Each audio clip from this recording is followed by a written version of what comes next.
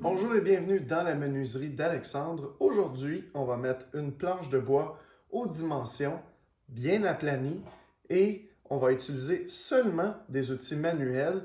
Donc, on a des rabots sur la table, on a des scies japonaises et deux morceaux de bois qui sont bien droits pour nous aider à vérifier que la planche soit bien à plat.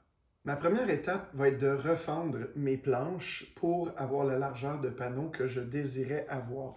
Donc, dans ce cas-ci, je veux avoir un panneau de 20 pouces et demi. La première planche fait 12 pouces ici. Et si je continue, 20 pouces et demi jusqu'ici. Donc, on va refendre cette portion-là. On va tracer maintenant avec notre ruban à mesurer la largeur et on va venir enlever le morceau qui est là.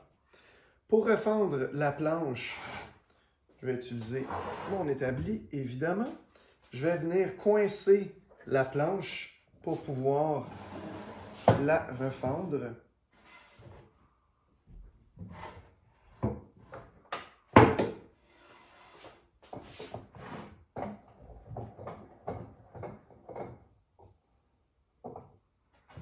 La planche est bien maintenue. Je vais prendre ma scie à refendre. Donc, c'est celle qui a les plus grosses dents dans le coquet ici. Je vais suivre la ligne que j'ai tracée.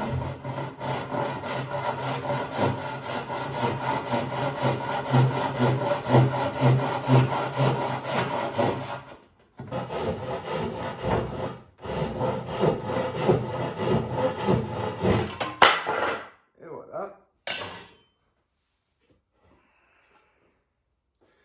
Ce morceau-là, on va le garder pour autre chose. Maintenant, j'ai ma première planche avec laquelle je vais travailler. Ma longueur est pas mal bonne. Je vais la recouper quand le panneau sera plus avancé. Maintenant, je préfère commencer avec le côté qui est plus rond. Donc, on va mettre ça encore ici. Je vais prendre mon rabot qui est le plus long, la galère. On va ajuster le fer.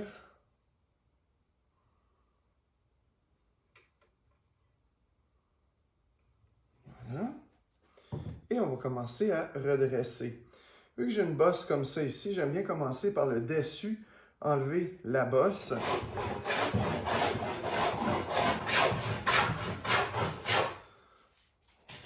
On peut regarder un peu déjà qu'est-ce que ça a de l'air avec une planche qui est bien droite. J'ai encore pas mal de bosse. On va aplanir un peu plus la planche. On va y aller d'un bout à l'autre maintenant.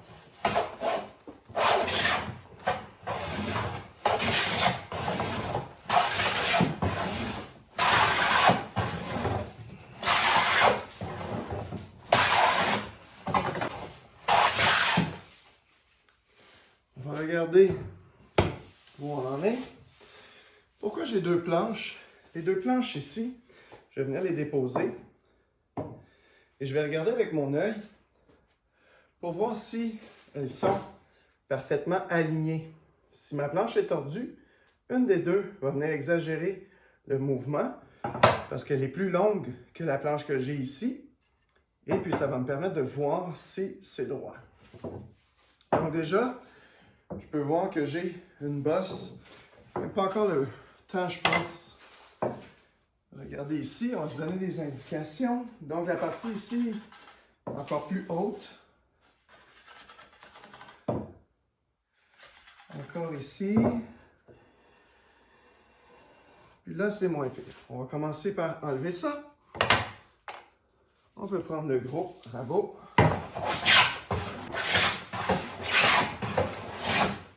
OK. Maintenant, qu'est-ce que ça dit? C'est beaucoup mieux.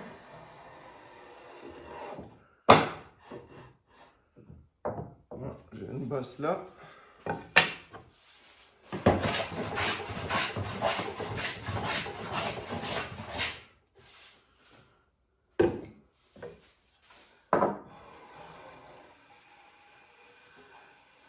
OK, c'est pas mal droit.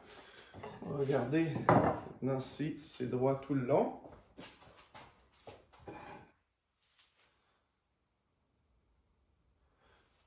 pas mal droit.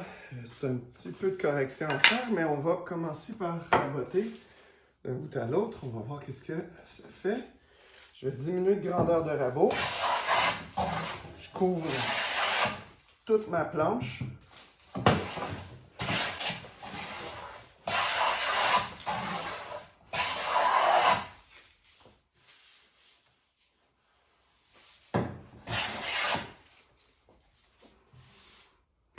Passer au plus petit rabot.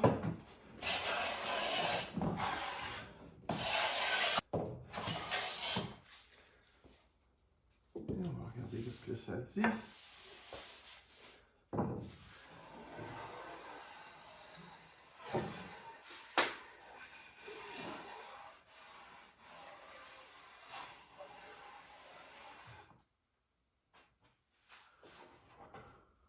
Ok, c'est parfaitement lisse et droit. Pourquoi j'ai utilisé plusieurs rabots? Le grand rabot a une semelle qui est très longue, donc ça fait une surface de référence beaucoup plus grande. Pour redresser, c'est la meilleure chose. Et le fer, le couteau, est beaucoup plus large, donc j'ai enlevé beaucoup plus de matériel à la fois. Ensuite, je descends de format, je m'en vais vers celui-ci.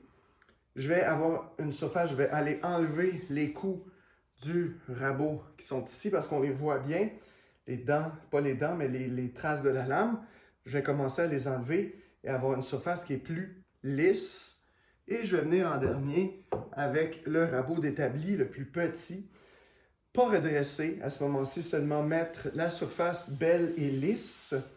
Le couteau de celui-ci est ajusté vraiment à la perfection pour que je n'ai pas aucune trace de mon fer. Mais le fer doit être parfaitement ajusté parallèle à la semelle. S'il est un petit peu en angle, je vais avoir des traces des pointes de mon fer dans ma planche. Avec celui-là, je devrais être en mesure de les faire disparaître. J'ai vérifié ensuite, c'est bien à plat partout, c'est bien lisse, il n'y a plus rien là-dessus.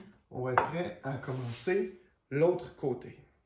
Maintenant qu'on a un côté qui est beau, évidemment, on veut mettre le deuxième côté de la planche égal et beau aussi.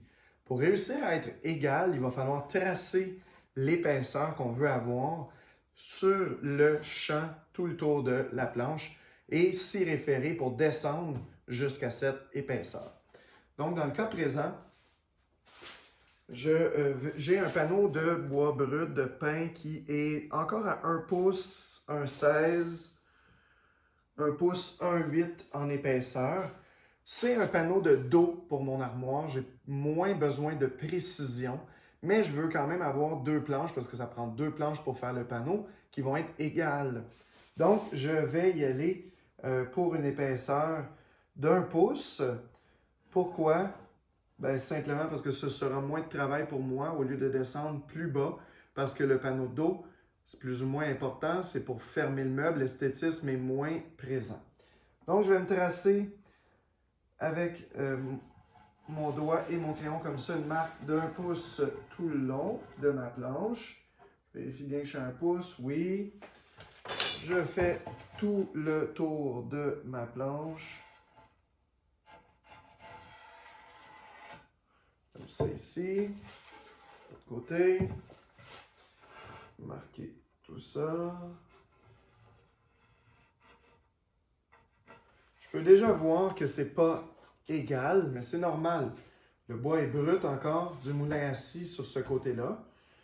Donc, je continue à tracer mon épaisseur d'1 pouce.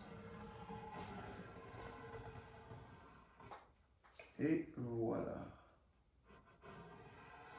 OK, donc, je vais commencer à redresser ma planche. L'autre côté est différent parce que si j'ai commencé avec mon dessus qui était bombé, là, je suis dans la forme inverse. Donc, j'ai des pointes plus hautes que mon centre. Je vais commencer encore une fois avec ma galère, le plus grand rabot, parce qu'il y a la plus grande surface de référence et c'est lui qui va me donner la surface la plus droite le plus rapidement. Et c'est aussi celui, comme j'ai dit au départ, qui avait un fer le plus large. Donc, on va y aller pour l'instant simplement dans le but de redresser. On va peut-être marquer par contre le côté le plus épais. OK, le côté le plus épais est ici. À ce bout-ci, j'ai moins de matériel à enlever.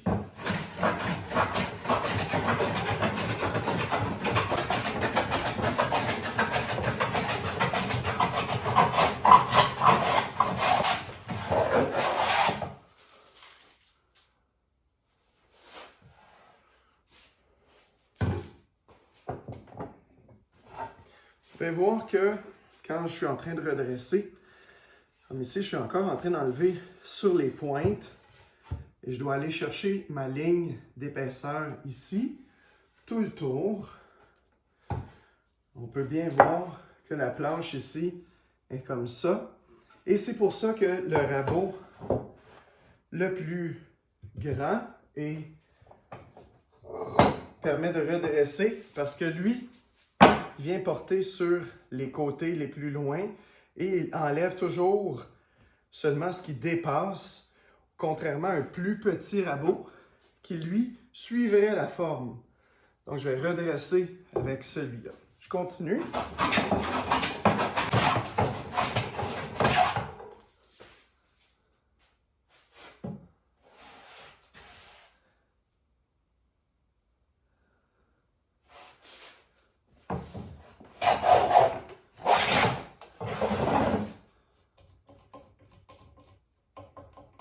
On va ajuster avec un peu moins de fer pour que ce soit moins difficile à pousser. Évidemment, quand on redresse au début, on peut avoir plus de lame qui sort de la semelle, mais après, ça fait des grosses bouchées. C'est plus difficile à pousser.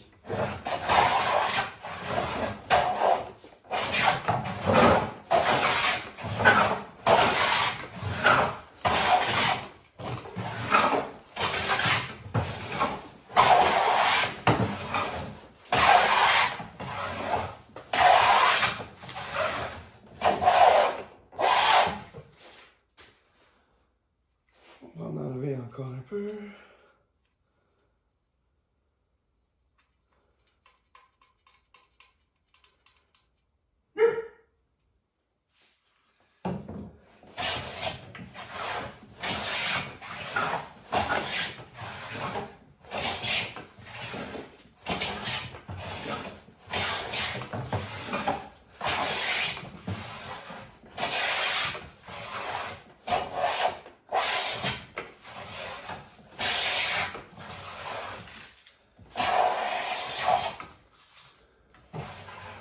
Vos copeaux devraient être environ de cette épaisseur-là. Si j'ai de l'écriture sur une feuille, je déroule mon copeau, je devrais être en mesure de le mettre par-dessus et de pouvoir lire à travers mon copeau.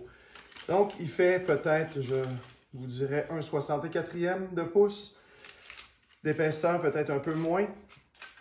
C'est ce qui me permet d'avoir une belle coupe. J'enlève pas trop de fibres et aussi, c'est pas trop forçant.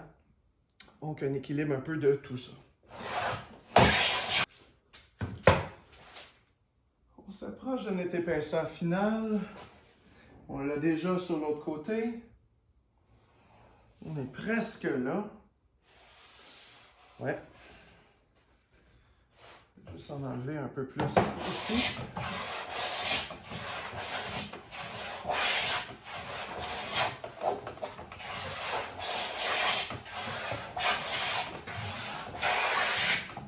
On va regarder qu'est-ce que ça a l'air côté rectitude.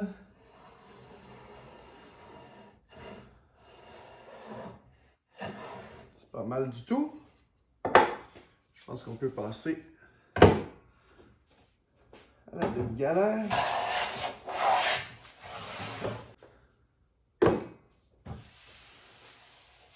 On peut maintenant passer au rabot d'établi.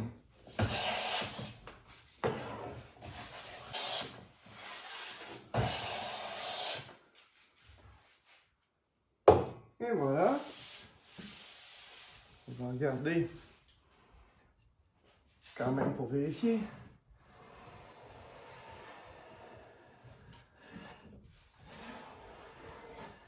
C'est bien beau, c'est bien à plat. J'ai atteint mon épaisseur tout le long. Je fais exactement à ma marque de crayon. Donc là, présentement, j'ai une belle planche qui est bien droite et mes deux côtés sont bien parallèles. C'est ça qui est important. Ensuite, comme c'est un panneau qui va être assemblé ensemble en rainure et languette, je vais devoir mettre aussi les champs de la planche droit. Donc, je venais travailler là-dessus. J'ai installé ma planche dans mon autre étau. Serrer un peu plus. Bien à plat. Je vais prendre mon rabot ici, demi-galère. Je vais venir redresser. Ça va être un peu croche. Je vais commencer avec le plus grand d'abord.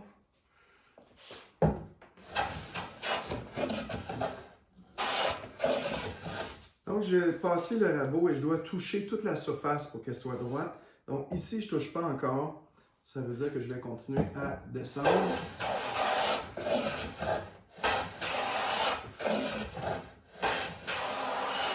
Il va falloir aussi vérifier la perpendicularité comme ça avec une équerre. Là, je vais commencer par toucher la surface sur toute la longueur. Et on va regarder ensuite la perpendicularité.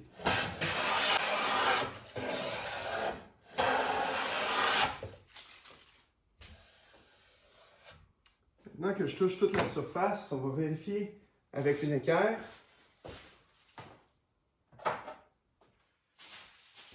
Une bonne petite équerre de machiniste. Vérifier que c'est bien droit. Donc, je suis légèrement plus haut sur le côté ici que l'autre. On va passer un coup de rabot. En venant prendre seulement la pointe de ce côté-ci, jusqu'à ce que je descende et que je touche tout le champ. OK, on va vérifier ça.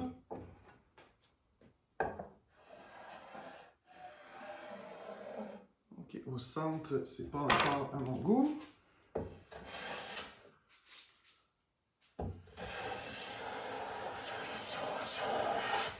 On va vérifier.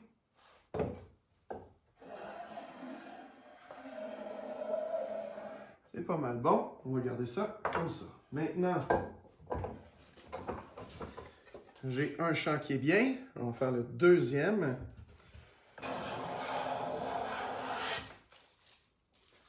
Beau copeau bien mince. Et voilà. J'ai une planche qui est parfaitement d'équerre, qui est parfaitement plate et aux dimensions.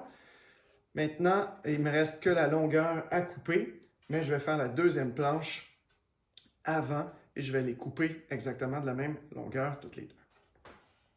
Je vais mettre celle-là de côté et on reprend nos étapes. Si on parle de rabot, avant même de redresser la planche, qu'est-ce qu'on doit avoir pour être en mesure de faire ce travail-là? Bien, si on veut se limiter à la base, on doit avoir deux rabots pour commencer. Ce serait ces deux-là. Donc, une demi-galère, demi-varlope. Les gens ne sont pas d'accord avec les termes. Bref, c'est un rabot ici que j'ai avec une semelle d'environ 13 à 14 pouces. C'est ce qu'on appelle en anglais un jack plane. Donc, c'est un rabot un peu à tout faire. C'est suffisamment long pour redresser la planche. C'est pas trop long non plus. Donc, on peut aussi la mettre belle, la mettre bien lisse. Donc, c'est un bon rabot. Celui-ci, c'est un Record qui était fabriqué en Angleterre à l'époque. C'est plus vraiment disponible, mais maintenant, Veritas ou Lie-Nielsen fait des superbes rabots qui sont équivalents, peut-être même un peu mieux que celui-ci. Sur celui-ci, je dois dire que j'ai mis un fer de remplacement en PMV 11 de chez Lee-Vallée, qui est vraiment supérieur au fer original, plus épais, acier de meilleure qualité. Ça a changé vraiment mon rabot. Donc, un rabot de 13-14 pouces et aussi un petit rabot de coupe.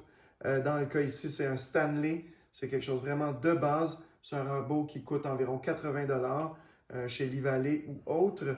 Mais par contre, j'ai aussi mis là-dessus le fer Veritas en PMV 11 et ça a littéralement changé mon rabot.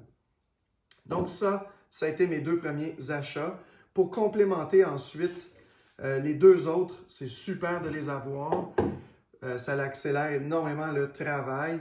Donc, un bon rabot d'établi. Donc, un rabot record, encore une fois, beaucoup plus court, par contre.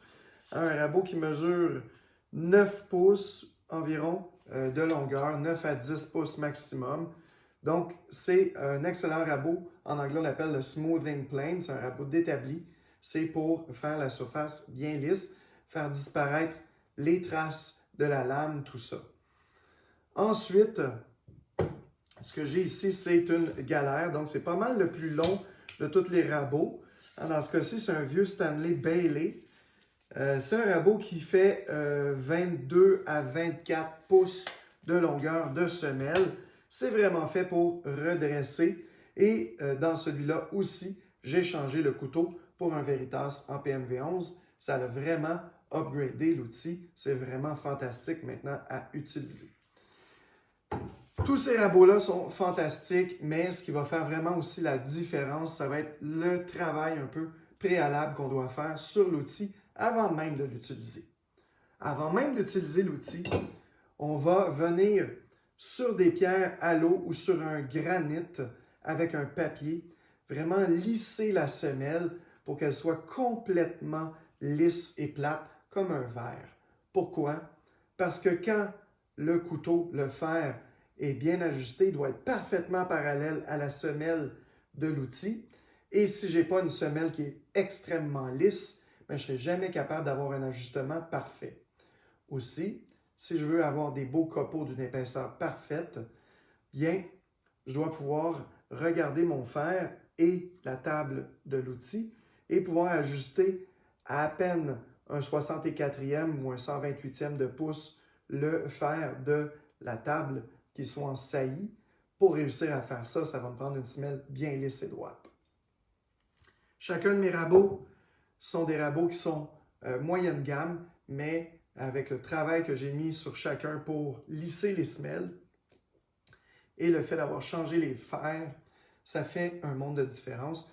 Vous avez l'équivalent d'un bon rabot Veritas ou Lie-Nielsen.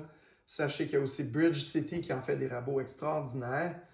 Mais dans le commerce usagé, comme dans le commerce neuf, Record, vous ne pouvez plus en trouver. Mais les Stanley comme ça, celui-là s'achète encore neuf, mais ça se trouve aussi usagé. Donc, on peut avoir des super deals, des super rabais des fois sur les petites annonces. Donc, j'ai pas eu besoin de machinerie. Tout est possible d'être fait à la main.